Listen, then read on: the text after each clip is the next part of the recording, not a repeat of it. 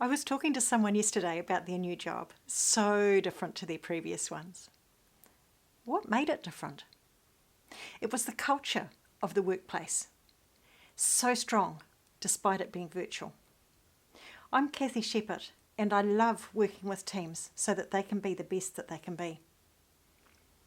So thinking of this person, what are they enjoying most about their new job? It's being seen and being understood as a person. They know what they're doing and also how it fits in the team. They're also being encouraged to put boundaries around their work, keeping that separation of work and life so that their work is not all time consuming. And this can be really, really hard, especially when we're working from home in that virtual team environment. There's also lots of check-ins about how people are doing, how they're going with their workload, how they're finding things, and also any support that they need. What a difference to their old workplace. What else is making a difference for them? The team do a lot of work in understanding each other's personality profiles.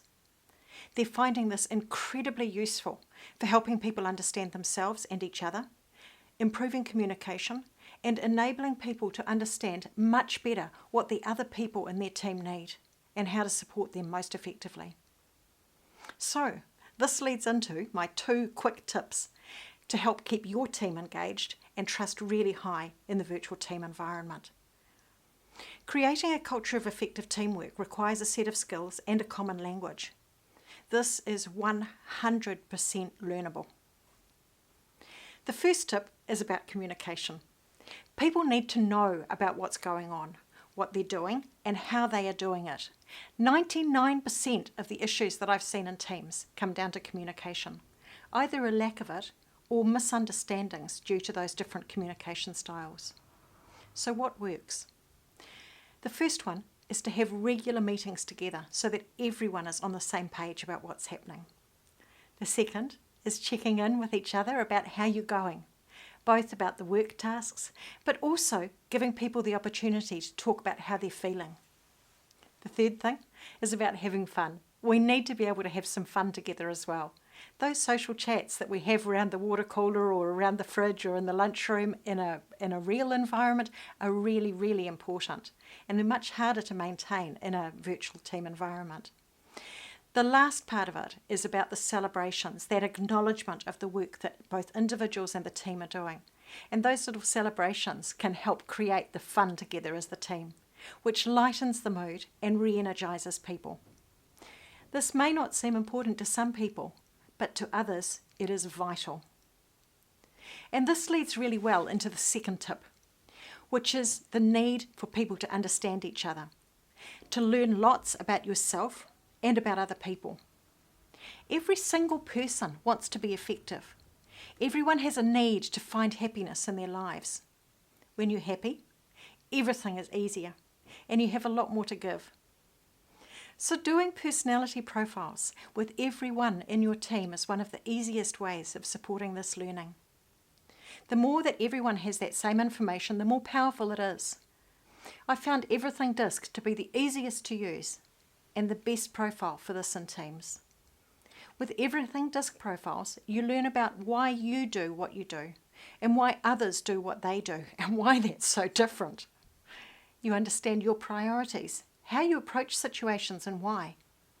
Identifying easily what motivates you and what stresses you out. Many people have got some awareness of this, but having it all together in one place is incredibly powerful. On doing their profiles, I've had people say, it's like a video camera in my head. This tells me all about me better than I could have said in words myself. Man, this is so accurate, it's scary. And it's what comes out afterwards that is so powerful in teams. When we know about the different ways that people communicate, it's much easier for our communication to be effective. Some people like more detail. Others don't.